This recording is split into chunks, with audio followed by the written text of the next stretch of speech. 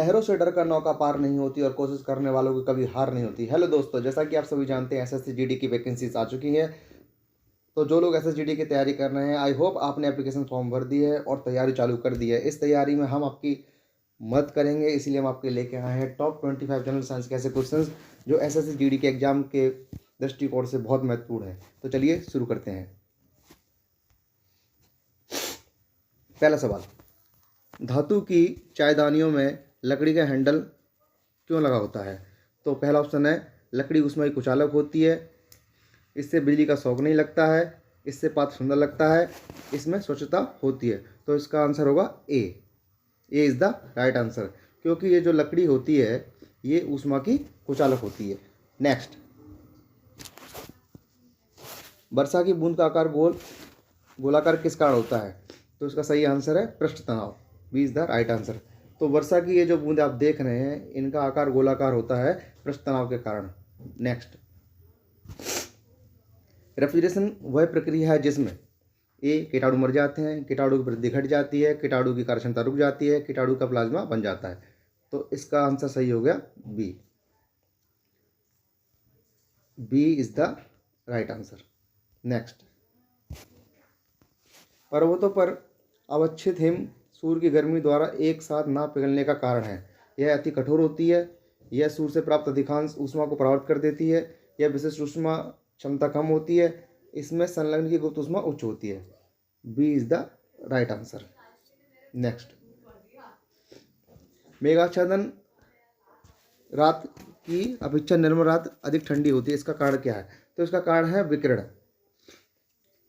दोस्तों, पृथ्वी में जब जिस दिन बादल छाए हुए होते हैं तो ये बादल पृथ्वी से निकलने वाले विकिरण को रोक के रखते हैं, जिसके कारण दिन अधिक गर्म होता है। तो इसका सही आंसर होगा C is the right answer. C is the right answer. Next, निम्नलिखित में से कौन सा पदार्थ ऊष्मा का सुचालक है परंतु विद्युत का कुचालक है? तो इसका ऑप्शन है सेल्यूलॉइड, रबड़, एस्बेस्टस, अभ्रक। रबड़ इसका सही आंसर है दोस्तों, B is the right answer. Next, सूर्य की ऊर्जा का स्रोत किस प्रक्रिया में निहित है? तो दोस्तों, सूर्य में जो ऊर्जा उत्पन्न होती है वो होता है नाभिकीय संलयन के वजह से। तो सी इसका सही आंसर होगा। दोस्तों, सूर्य में होता क्या है, हाइड्रोजन के दो अणु आपस में मिलकर हीलियम का एक अणु बनाते हैं, तो इसको बोलते हैं हम नाभिकीय संलयन। तो C is the right answer. Next, refrigerator में शीतलन किसके द्वारा उत्पन्न किया जाता है? तो इसके ऑप्शन है संपीड़ित गैस के अकस्मात प्रकर्षण से, एक बाष्पशील द्रव के वाष्पित होने से, यह बर्फ जो हिमीकरण यंत्र से निक्षेपित होती है, उपरोक्त में से कोई नहीं। तो इसका आंसर सही होगा A is the right answer. Next, साबुन के बुलबुले पर श्वेत प्रकाश डालने से रंग दिखाई देते हैं, इसका कारण क्या है? तो दोस्तों, ये होता है विवर्तन के व्यतिकरण के कारण। सी इज द राइट आंसर। तो दोस्तों, व्यतिकरण क्या होता है? जब एक समान आवृत्ति की दो प्रकाश तरंग है किसी एक समान माध्यम में गुजरती हैं तो इनकी आवृत्ति बदल जाती है, तो इस घटना को हम बोलते हैं व्यतिकरण। नेक्स्ट, वायुमंडल की ऊपरी परत द्वारा किस प्रकार की विकिरणों का अवशोषण किया जाता है? तो दोस्तों, ये अवशोषण होता है परावैंगनी किरणों का। D is the right answer. Next, निलंबी जल अणुओं के कारण बरसात के कारण इंद्रधनुष दिखाई देता है, क्योंकि वे ऑप्शन ए लेंस का काम करते हैं, दर्पणों का काम करते हैं, प्रिज्म का काम करते हैं, स्लैम्बो का काम करते हैं। तो दोस्तों, जो वर्षा की बूंदें होती हैं वो एक प्रिज्म की भांति काम करती हैं। जैसा कि आप चित्र में देख सकते हैं, जब मानव नेत्र द्वारा प्रकाश वर्षा की बूंदों से होकर निकलता है तो वो एक प्रिज्म की तरह काम करते हैं और हमको इंद्रधनुष दिखाई देता है। और एक चीज़ याद रखिएगा, इंद्रधनुष हमेशा सूर्य की विपरीत दिशा में दिखाई देता है। तो C is the right answer. C is the right answer. Next,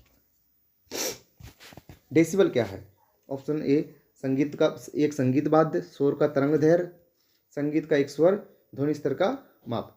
तो दोस्तों, डेसिबल में हम ध्वनि की तीव्रता को नापते हैं। तो D is the right answer. D is the right answer.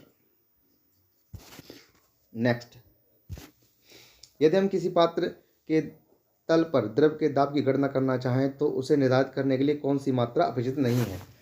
तो दोस्तों, जब हम किसी पात्र में द्रव के दाब की गणना करते हैं तो उसकी ऊंचाई अपेक्षित होती है, तल का क्षेत्र द्रव का घनत्व भी अपेक्षित होता है, पात्र के तल में कोशिका का त्वरण भी अपेक्षित होता है। तो बी इसका आंसर सही होगा।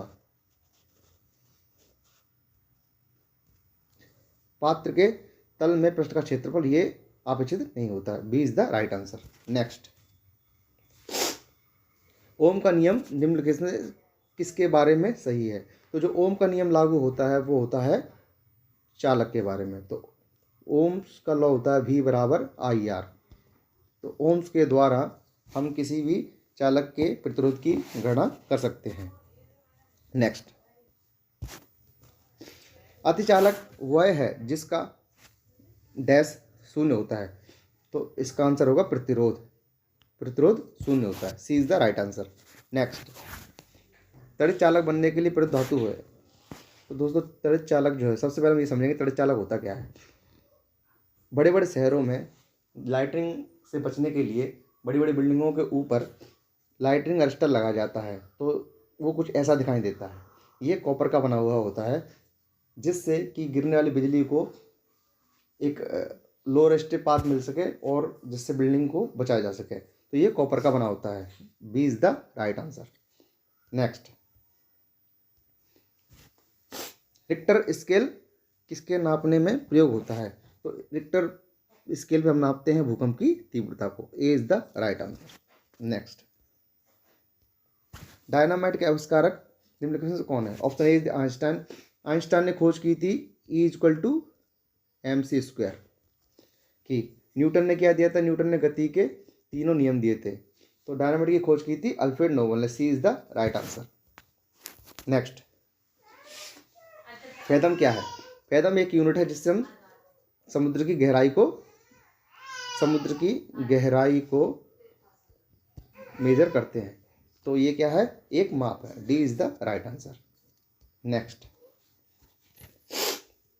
आंसुओं में कौन सा पदार्थ घुला रहता है? तो आंसुओं में घुला रहता है सामान्य नमक। A is the right answer. Next, आकाश के नीले दिखाई देने का प्रमुख कारण है। तो दोस्तों हमें जो आकाश नीला दिखाई देता है ये दिखाई देता है प्रकाश के प्रकीर्णन के कारण। मतलब B is the right answer. वायुमंडल में उपस्थित धूल आदि के कणों द्वारा सौर किरणों का प्रकीर्णन। B is the right answer. B is the right answer. Next, तेज गति से आता हुआ वाहन हॉर्न बजाता है तो उसका पिच उतना ही सुनाई देता है, अधिक सुनाई देता है, कम सुनाई देता है, पहले कम फिर अधिक? तो दोस्तों तेज गति से आता हुआ वाहन हॉर्न बजाता है तो उसका पिच अधिक सुनाई देता है। ऐसा डॉपलर प्रभाव के कारण होता है। नेक्स्ट, गर्मियों में सफ़ेद कपड़े पहनने चाहिए। तो ये तो हम सभी जानते हैं कि जो सफ़ेद कपड़े होते हैं वो गर्म ऊष्मा को कम अवशोषित करते हैं, इसीलिए हमें गर्मी में सफ़ेद कपड़े पहनना चाहिए। तो A is the right answer. Next,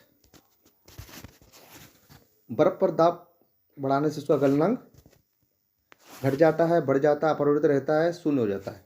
तो दोस्तों बर्फ पर दाब बढ़ाने से उसका गलनांक घट जाता है। A is the right answer. Next, चमगादड़ अंधेरे में भी उड़ सकते हैं क्योंकि उन्हें सहायता प्राप्त होती है।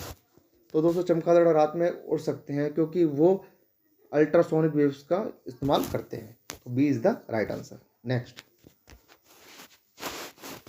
Thanks for watching. Like share and subscribe. अगर आपको ये वीडियो पसंद आया हो तो हमारी वीडियो को like share and subscribe. Thank you.